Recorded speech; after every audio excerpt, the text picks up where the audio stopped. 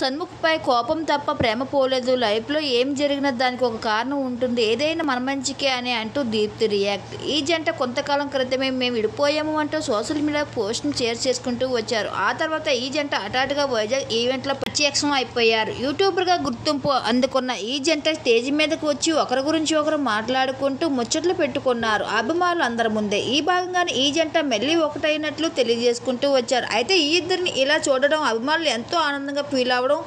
మరోవైపు ఈ విషయంపై దీప్తి సునైనా సైతం చాలా హ్యాపీగా ఫీల్ అవుతూ సన్ముఖ్ జస్వంత్ వైజాగ్ అంతా చక్కర్లు కొట్టడమే కాదు సోషల్ మీడియాలో ఒక సింపుల్ పోస్ట్ షేర్ చేస్తూ వచ్చేసింది. నా లైఫ్లో ఏం జరిగిన దానికి ఒక కారణం ఉంటుంది. ఏదైనా పాజిటివ్ తీసుకుంటే అంతా హ్యాపీగానే ఉంటాం అంటూ సన్ముఖ్ పైన ఉన్న ప్రేమను కూడా తెలియజేసుకుంటూ వచ్చింది దీప్తి సునైనా.